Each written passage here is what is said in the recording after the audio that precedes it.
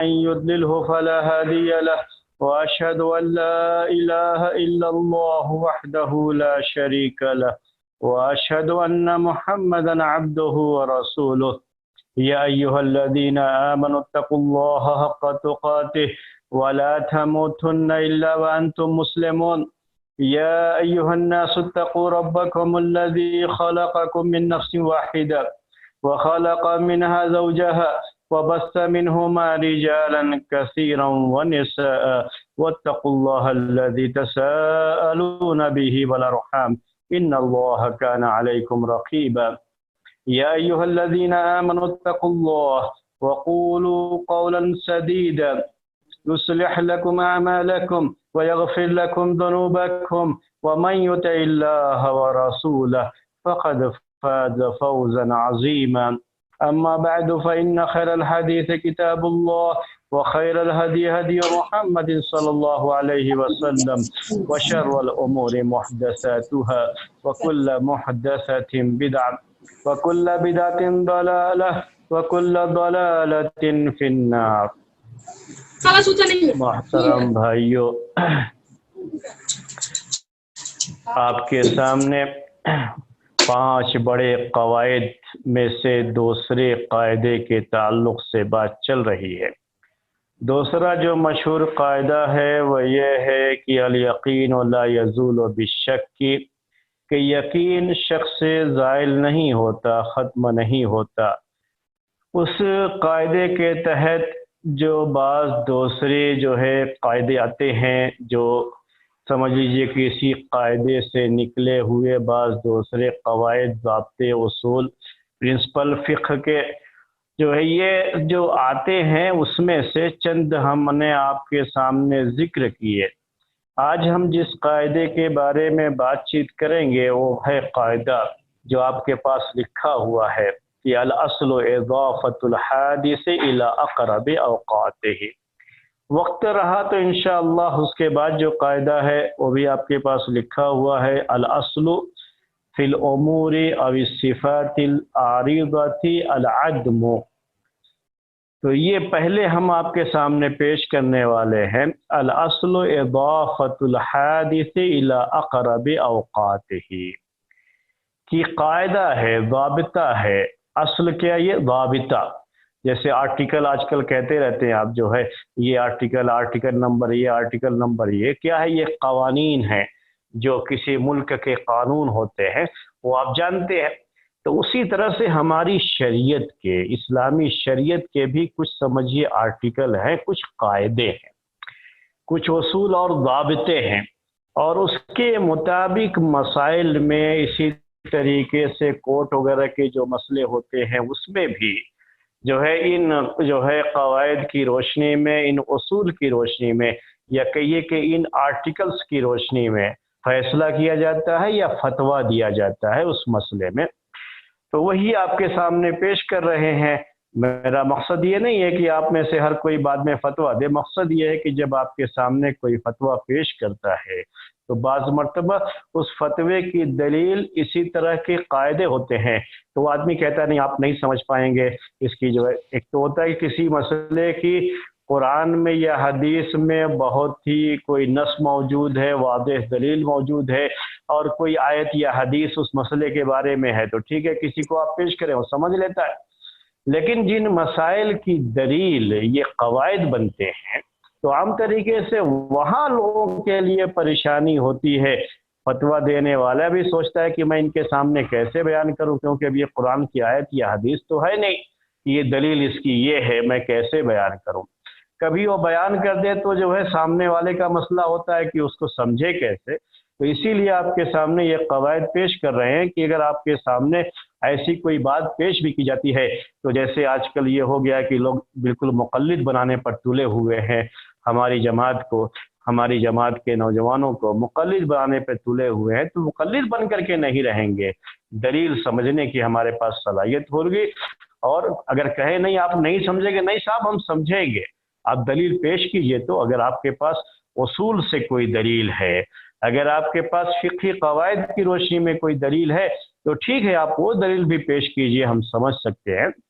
تو اسی لیے ہم آپ کے سامنے یہ سب چیزیں پیش کر رہے ہیں، یہ قواعد پیش کر رہے ہیں کہ آپ ان قواعد کو سمجھ گئے تو جب آپ کے سامنے کوئی فتویٰ پیش کیا جائے یا یہ کہ جو ہے کوئی جو ہے مسئلہ پیش آئے اور آپس میں بیٹھ کر کے مسئلے کو حل کرنا ہے. بہت سارے مسائل ہماری سوسائٹی میں آتے ہیں اور یہ ہوتا ہے کہ ہم بیٹھ کر کے حل کر لیں اور یہ کورٹ میں نہ جائے، کیونکہ کورٹ میں جاتا ہے تو بہت زیادہ ٹائم لگتا ہے، اس میں بہت پریشانیاں بھی ہوتی ہیں. تو جب بیٹھ کر کے حل کرنا ہوتا ہے اسلامی لحاظ سے تو ہمیں معلوم بھی ہونا چاہیے قواعد. ان قواعد کا اس میں بھی بڑا اثر پڑتا ہے. جو معاشرے میں، سماج میں، سوسائٹی میں مسائل پیدا ہوتے ہیں تو ان کے درمیان صلح کرانے کے لیے بھی اور اسی طریقے سے صحیح اسلامی نقطہ نظر پیش کرنے کے لیے، صحیح اسلامی جو ہے مسئلہ پیش کرنے کے لیے بھی ان قواعد کا جاننا بہت ضروری ہوتا ہے. تو آج کا ہمارا قاعدہ ہے کہ الاصل فی اضافت الحادث الى اقرب اوقاته. الاصل اضافت الحادث الى اقرب اوقاته. اصل ہے، ضابطہ یہ ہے کہ کوئی بھی حادثہ، حادث کا مطلب ہوتا ہے عربی میں یہ لفظ کہتے ہیں حادث، ہر وہ چیز جو پہلے موجود نہیں تھی بعد میں وجود میں آئی، اس کو عربی میں حادث کہا جاتا ہے.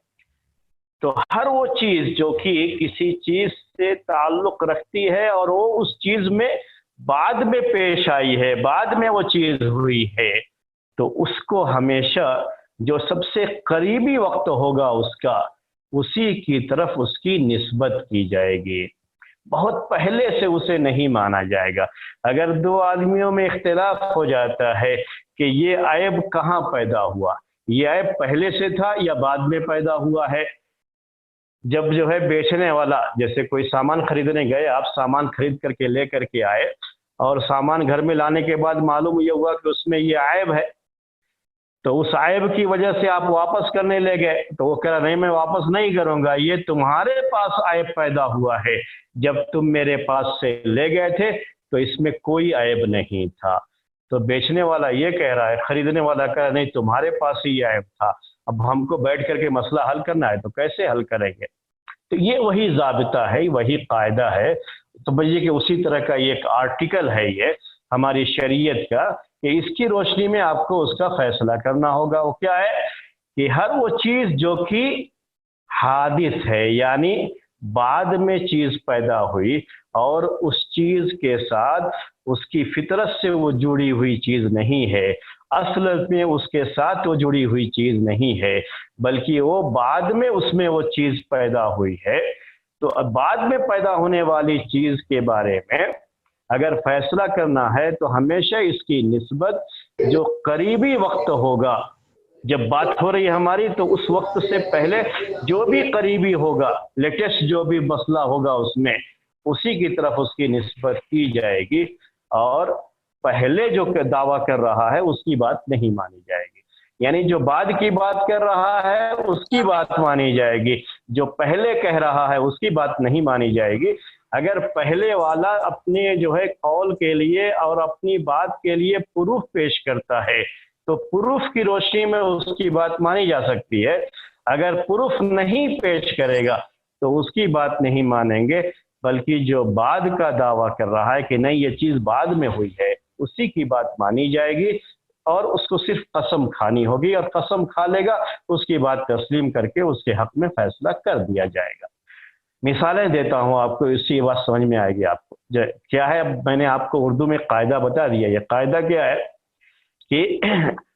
الاصل کا مطلب قاعدہ، ضابطہ یہ ہے، یا کہیے اگر میں آج کی زبان میں کہوں تو آرٹیکل، جو اسلامی آرٹیکل یہ ہے کہ کوئی بھی جو ہے چیز، کوئی بھی عیب، کوئی بھی صفت جو پہلے سے نہ ہو، بعد میں ہوئی ہو اور اس کے بارے میں اختلاف ہو جائے کہ یہ کب چیز ہوئی ہے، تو اس میں سے ایک دعویٰ کر رہا ہے کہ یہ پہلے سے ہے، یعنی جو ہے آج کے 1 سال پہلے سے ہے، دوسرا کہہ رہا نہیں ابھی 1 مہینہ پہلے سے ہوئی ہے یہ چیز. تو جو قریب کا دعویٰ کرنے والا ہوگا اس کی بات مانی جائے گی، کیونکہ اس سے پہلے اس کا ہونا یقینی نہیں ہے، اور یہاں سے ہونا یقینی ہو جاتا ہے کہ اس پر تو سب متفق ہیں کہ یہاں سے جو ہے اس پر جو ہے اس کے اندر یہ چیز پیدا ہو گئی ہے. جو 1 سال پہلے کہہ رہا ہے وہ بھی تو 1 مہینہ اس میں داخل ہی ہے، تو اس لیے وہ بھی کہ اس پر متفق ہے اور یہ بھی کہہ رہا ہے ایک مہینہ پہلے والی بات، تو دونوں کی بات اس پر جو ہے متفق ہے، یہ یقینی بات ہو جاتی ہے، اس کو لے لیتے ہیں۔ اور جو 1 سال پہلے کہہ رہا ہے اس کو یہ کہا جائے گا کہ آپ اپنے اس کے لیے، اپنے اس دعوے کے لیے پروف پیش کیجئے، ثبوت پیش کیجئے کہ 1 سال پہلے سے اس میں یہ چیز موجود رہی ہے۔ تو اب میں نے آپ کے سامنے میرے بھائیوں یہ قاعدہ اور ضابطہ تو پیش کر دیا ہے، اب مثالوں سے ہم آپ کو اس کو سمجھائیں گے۔ جب مثال سے سمجھائیں گے تو انشاءاللہ بہت آسانی سے آپ کو جو ہے بات سمجھ میں آئے گی۔ پہلی مثال آپ کے سامنے پیش کرتے ہیں۔ ایک آدمی نے اپنے کپڑے پر دیکھا کہ میرے کپڑے پر منی لگا ہوا ہے۔ منی جو ہے یہ جو آپ جانتے ہیں، لفظ کی شرح کرنے کی ضرورت نہیں ہے، کپڑے پر اس کے منی لگا ہوا ہے۔ اب جو ہے اس کو یاد نہیں ہے کہ رات میں اسے احتلام ہوا ہے۔ احتلام جو نائٹ فالٹ بھی کہتے ہیں آپ، جو ہے رات میں جو ہے آدمی خواب دیکھتا ہے اور ڈسچارج ہو جاتا ہے تو اسے احتلام کہا جاتا ہے۔ تو احتلام مجھے رات میں ہوا ہے، میں نے کوئی خواب دیکھا، کوئی ایسی چیز ہوئی، ایسا کچھ بھی اس کو یاد نہیں ہے۔ اور دن میں اس کو، وہ بھی صبح صبح نہیں، دن میں اس کو دیکھا کپڑے پر، تو کپڑے پر منی لگا ہوا ہے۔ سوکھ گیا ہوگا ظاہر سی بات ہے، لیکن وہ کیا ہے، صاف ظاہر ہو رہا ہے کہ یہ منی لگا ہوا ہے۔ یہ یقین ہے کہ وہ منی ہے، منی ہونے کا شبہ صرف ہے ایسا نہیں، یقین ہے کہ وہ منی ہے۔ اب یہ مسئلہ ہے کہ یہ منی کب جو ہے خارج ہوا ہے، احتلام کب ہوا ہے، اس کو ہو سکتا ہے آج ہوا ہو، یہ بھی ہو سکتا ہے کہ کل ہوا ہو، یہ بھی ہو سکتا ہے کہ پرسوں ہوا ہو۔ یہ ساری چیزیں ہیں اس میں، یہ سارے احتمال ہیں، یہ ساری جو ہے چیزیں ہوتی ہیں اس میں، آپ کو کہ پتہ نہیں کب کا ہوا ہے، یہ اس کو تو یاد ہی نہیں ہے کہ کب احتلام ہوا اس کو۔ تو اب یہ مسئلہ ہے کہ آج ہوا احتلام، کہ کل ہوا ہے، کہ پرسوں ہوا ہے، وہ دیکھ رہا ہے آج کی اس کے کپڑے میں یہ چیز ہے۔ یہ خاص طریقے سے ان کے ساتھ یہ معاملہ زیادہ ہو سکتا ہے جن کے پاس رات کو پہننے کے کپڑے الگ ہوتے ہیں اور دن میں آفسوں وغیرہ جانے کے کپڑے الگ ہوتے ہیں۔ تو رات کے کپڑے میں ہی وہ منی لگا ہوا اس نے دیکھا، تو جب دیکھا تو اب اسے یاد نہیں ہے کہ کب جو ہے اس کو احتلام ہوا، احتلام ہونے کا اسے یاد ہی نہیں۔ اب کیا کریں گے، مسئلہ کیا بیان کریں گے اس سے؟ اب اس نے تو فجر کی نماز بھی پڑھ لیا ہے، اس کو پتہ نہیں تھا کہ اس کو احتلام ہوا، فجر کی نماز بھی ہو گئی اس کی۔ تو اب اگر ہم یہ کہتے ہیں کہ آج کی رات اس کو یہ احتلام ہوا، تو صرف فجر کی نماز ایک ہی ہے جو اس نے طہارت کے وقت میں طہارت کے ساتھ نہیں پڑھی ہے، یہ ایک نماز اس کو دہرانی پڑے گی۔ لیکن اگر ہم کہیں گے نہیں کل ہوا ہے احتلام، تو کیا کرنا پڑے گا، کل کی پوری 5 نمازیں، پھر آج کی جو ہے فجر کی نماز پوری دہرانی پڑے گی اس کو۔ جتنا آپ پہلے لے کر کے جائیں گے اتنا ہی زیادہ نمازیں اسے دہرانی، جو طہارت میں اس نے وہ نمازیں نہیں پڑھی ہیں، یہ ایک مسئلہ آئے گا اس کے اوپر۔ تو اب یہاں پر یہ قاعدہ، یہ جو ابھی ہم نے ضابطہ بیان کیا فقہی قاعدہ، اس کے لحاظ سے جو اس میں سب سے قریبی وقت ہے یہ احتلام رات کے وقت میں، تو رات میں ہی سونے کی اس کی عادت ہے، بقیہ دن میں تو سوتا نہیں ہے، تو اس لیے جو ہے رات میں یہ احتلام۔ اب یہ آج رات ہوا، کل رات ہوا، پرسوں رات ہوا، اس میں سب سے قریب کون سا ہے؟ آج کی رات کا ہے۔ تو یہاں یہی سمجھا جائے گا کہ یہ احتلام اس کو آج کی رات ہوا ہے،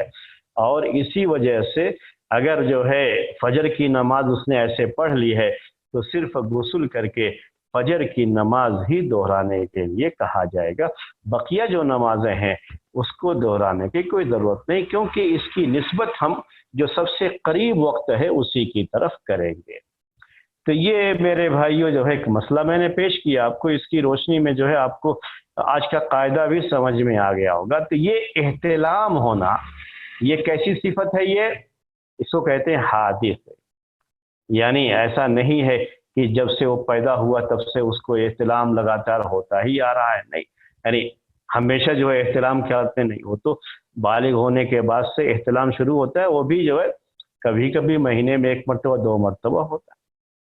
اس کو کہتے ہیں حادث ہے یہ چیز۔ حادث کا مطلب یہ ہے کہ پہلے نہیں تھی چیز تو پھر وجود میں آئی،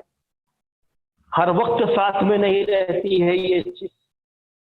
تو یہ حادث ہے۔ یہ تو سب جو قریبی وقت ہوگا اس کے لحاظ سے اس کی نسبت کی جائے گی۔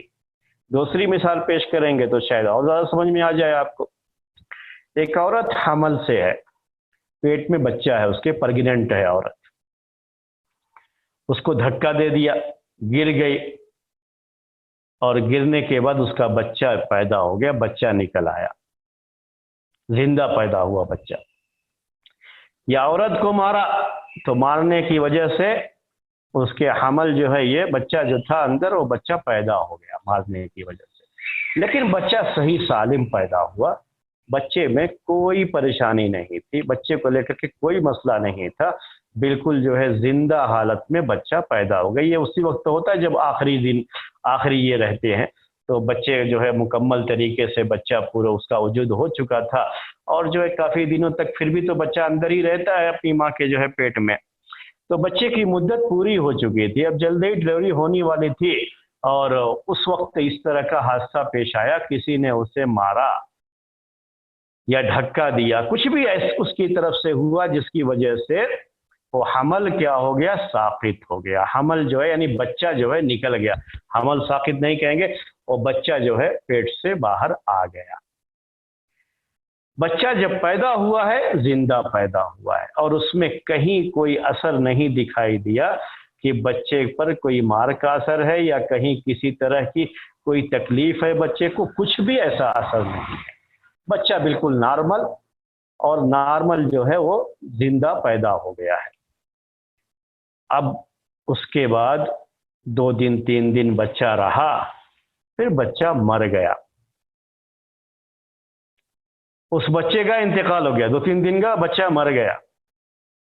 اب یہ بچہ مر گیا، کیا اس کے مرنے کی وجہ سے جس نے عورت کو دھکا دیا یا اس کو مارا، کیا اس بچے کے تعلق سے بچے کی دیت جو ہے اس مارنے والے سے وصول کی جائے گی یا نہیں وصول کی جائے گی؟ یہ مسئلہ ہے۔ اب جو ہے اس عورت کے گھر والے کہہ رہے ہیں، جا کر کے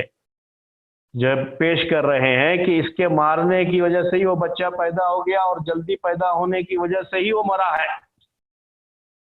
ان کا دعویٰ یہ، اس لیے اس کو دیت، اس نے گویا کہ بچے کو مارا ہے اس لیے اس کو بچے کی دیت دینی پڑے گی، دیت کا مطالبہ کرتے ہیں۔ دیت کا سمجھتے ہوں گے لفظ آپ، یہ جو ہے خون بہا بھی کہتے ہیں، اور مشکل لفظ ہے وہ۔ دیت کا مطلب یہ ہوتا ہے کہ اگر کسی نے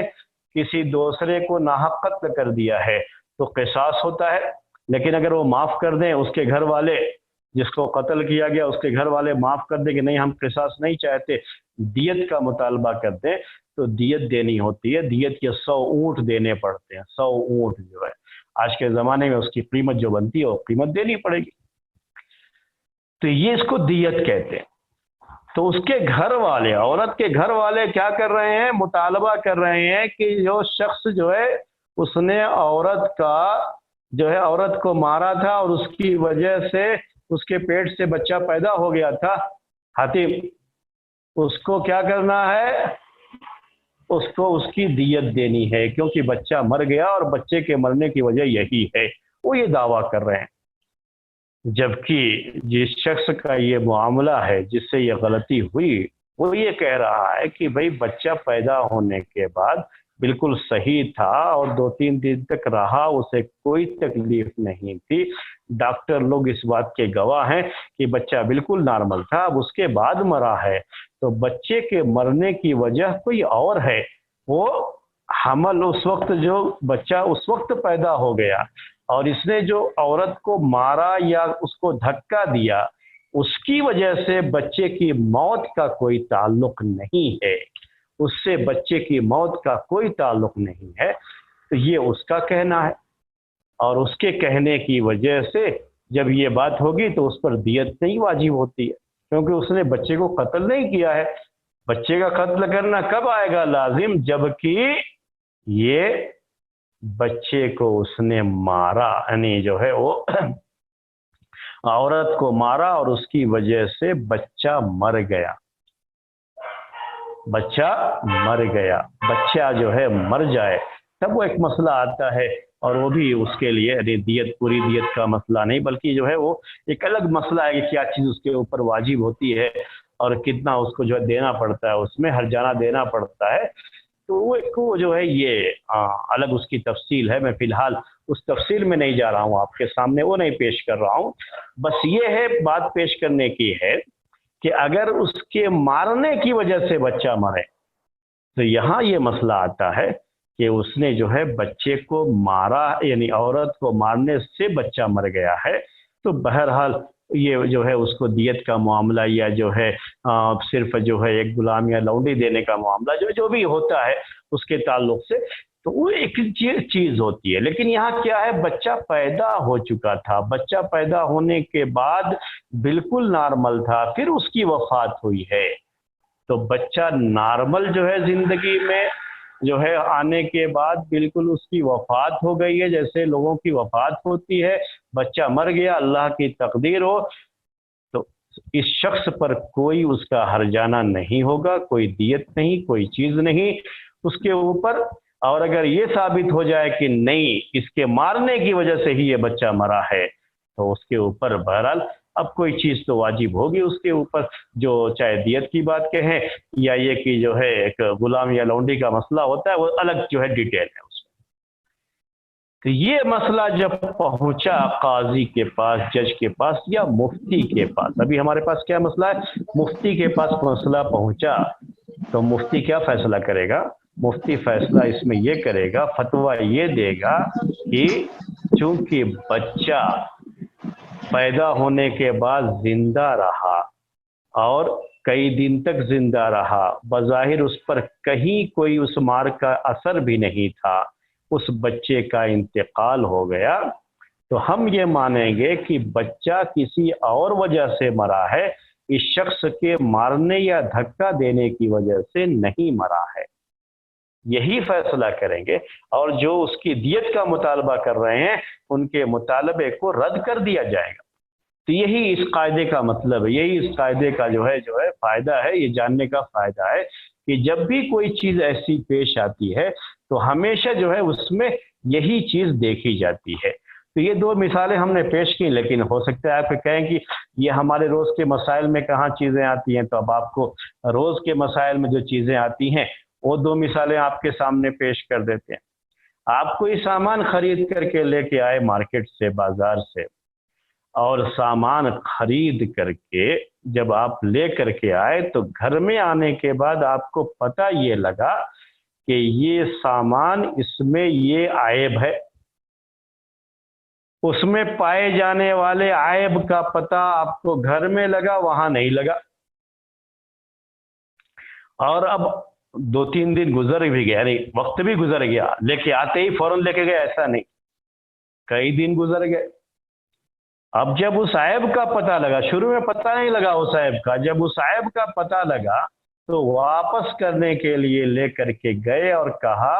कि इस सामान में ये आयब है, इसलिए मैं इसे वापस करने आया हूँ। और वो बेचने वाला कहता है कि नहीं, ये आयब जो आप कह रहे हो, जब मैंने बेचा था आपको तो उस वक्त ये आयब नहीं था, ये आयब आपके पास जाने के बाद पैदा हुआ है, इसलिए इस आयब की वजह से मैं सामान वापस नहीं कर सकता।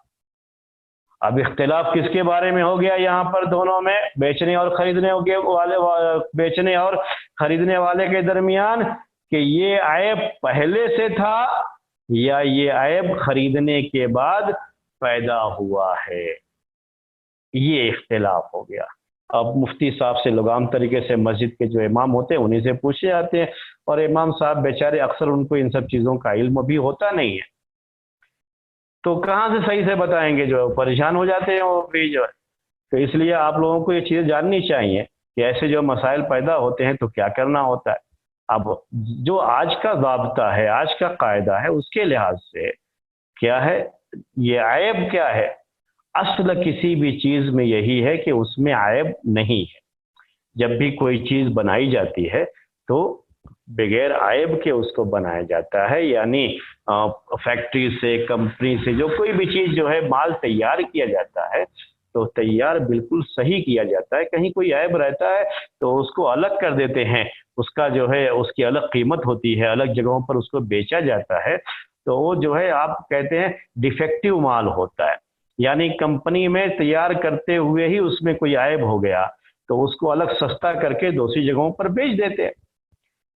लेकिन कंपनी की तरफ से जो चीज बिल्कुल सही है, बेचने वाला वो ला करके बेच रहा है, तो असल तो यही है कि उसमें ऐब नहीं था। अब ला करके जिसने खरीदा है वो भी कई दिन तक अपने पास रखा रहा, इस्तेमाल करता रहा। अब जो है ले जा करके पेश कर रहा है, कह रहा है यह ऐब पहले से है, तो हमेशा और जो है बेचने वाले का दावा यह कि नहीं, जब हमारे पास था तो ये ऐब नहीं था और ये ऐब बाद में पैदा हुआ है, आपके घर जाने के बाद पैदा हुआ है। तो हम क्या मानेंगे यहाँ पर इस कायदे की रोशनी में? ये मानेंगे कि ये ऐब खरीदने वाले के पास ही पैदा हुआ है। एक ही शक्ल है जिसमें हम ये मान सकते हैं कि ये बेचने वाले के पास पैदा हुआ होगा और तभी से ये ऐब था, लेकिन बेचने वाले ने इस ऐब को छुपा करके बेच दिया। मान सकते हैं कि जब खरीदने वाला उसका प्रूफ पेश कर दे कि वाकई ये चीज जो है वहां पर हमारे यहाँ ये चीज नहीं हुई है, ये पहले से ही इसमें चीज थी। अगर उसने प्रूफ पेश कर दिया उसका तो उसकी बात मानी जाएगी। ये बातें कब होती है? जब प्रूफ पेश नहीं कर पाया। प्रूफ से वो झूठे किस्म के प्रूफ नहीं, झूठे गवाह नहीं, जो है वो जो आज झूठ बोलने वाले विटनेस जो है ला करके पेश करके नहीं, वाकई सही जो है प्रूफ जो इस्लाम में कबूल है, उस तरह के प्रूफ माने जाते हैं, ऐसा प्रूफ पेश कर देगा तो उसकी बात मानेंगे। लेकिन अगर उसके पास कोई प्रूफ नहीं है, और आम तरीके से होता यही है कि इस तरह का प्रूफ कहाँ से लाएगा आदमी? प्रूफ कोई भी नहीं है और कह रहा है बेचने वाला कि नहीं ये ऐब आपके यहाँ पैदा हुआ है, हमारे यहाँ ये ऐब नहीं था, तो बेचने वाले की बात मानी जाएगी। खरीदने वाले को उस चीज को वापस करने का हक नहीं रहेगा, क्योंकि अगर ये साबित हो जाता कि ये ऐब पहले से था, बेचने वाले के पास से ही था, तो ऐब की बुनियाद पर एक होता है जो है हमारी जो है शरीयत में ये चीज है कि अगर ऐब जो है कोई चीज खरीद करके लाए उसमें कोई ऐब मिला तो ये चॉइस, ये इख्तियार होता है कि वो चाहे तो उसको वापस कर देगा। इसको ख़ियार ऐब कहते हैं, जब दोनों में पहले से इस तरह की बात हुई हो। लेकिन अगर पहले से ये बात है कि आप बेचा हुआ माल वापस नहीं किया जाएगा, अगर ऐसी कुछ भी कंडीशन थी तब तो इनको वापस जाने का हक ही नहीं है और वापस कराने का हक ही नहीं है। लेकिन जब ये बात रहती है कि अगर कहीं कुछ सामान में कोई जो है क्या कहते हैं कोई डिफेक्टेड सामान है या कोई जो है ऐब है, उसके अंदर कोई कमी, कोई कुछ जो है खराबी जो है नजर आई, तो आप वापस कर सकते हैं। अगर ऐसी कोई बात रहती है तो ऐब की वजह से सामान को वापस करने का हक होता है। लेकिन ये जरूरी है कि ये सामान का ये ऐब पहले ही से होना चाहिए। अब वो लेकर के आया, घर में ऐब देखा, ले जा करके जो है पेश किया, तो मान लेंगे भाई कि हाँ अभी का ये जो है ये पहले से ऐब है, लेकिन काफी दिनों तक इस्तेमाल कर लिए और अब कहते हो कि नहीं ये ऐब पहले से था, तो ये बेचने वाला तस्लीम न करे तो बहरहाल बात बेचने वाले की मानी जाएगी। यहाँ पर इसी कायदे की रोशनी में कि ज़ाब्ता और असल यही है कि कोई भी ऐब, कोई भी ऐसी चीज जो कि बाद में पैदा होने वाली हो, ऐसी कोई भी चीज, कोई भी ऐब, उसको जो सबसे करीबी वक्त होगा उसी को माना जाएगा, जो दूर के वक्त का दावा किया जाएगा उसको तस्लीम नहीं किया जाएगा। तो ये हमने आपके सामने पेश कर दिया। इसी तरह से एक मसला है जो है, आप हमारी शरीयत का एक मसला ये है कि शादी में गैर मुस्लिम औरतों में से जो अहले किताब हैं, अहले किताब यानी अगर औरत यहूदी है या नसरानी है तो उससे निकाह करने को जायज़ करार दिया गया। عورت اگر یہودی ہے یا نصرانی ہے تو اس کے جو ہے نکاح کو جائز قرار دیا گیا ہے، کر سکتے ہیں، مسلم عورت سے نکاح کرنا چاہیے، لیکن اسی طرح سے جو ہے کتابیہ عورت جو ہے چاہے وہ یہودی ہو یا نصرانی، اس سے بھی شادی کر سکتے ہیں۔ پہلے یہ مسئلہ سمجھ لیں گے تو جو مثال پیش کرنے والا وہ سمجھ میں آئے گی بات۔ اور ہمارا یہاں یہ بھی ہے شریعت میں کہ اگر شوہر کا انتقال ہوتا ہے تو بیوی اس کی وارث بنتی ہے، یعنی بیوی کو اس کا جو چھوڑا ہوا مال ہے اس میں سے حصہ ملتا ہے۔ اور یہ بھی مسئلہ ہے کہ اگر دونوں میں یعنی مرنے والے اور جو اس کے وراثت میں ترکے میں حصہ پانے والے ہیں، دونوں میں اگر دین کا اختلاف ہے تو وراثت میں حصہ نہیں ملتا ہے، یعنی مرنے والا مسلمان اور اس کی بیوی کیا ہے، یہودی یا نصرانی ہے، تو اس یہودی اور نصرانی کو اس مرنے والے شخص کے مال میں سے حصہ نہیں ملے گا، دین کا اختلاف ہونے کی وجہ سے، دین الگ الگ ہونے کی وجہ سے۔ تو یہ شریعت کے مسائل ہیں، ان تینوں کو سامنے رکھیے۔ اب میں آپ کو مثال پیش کرتا ہوں۔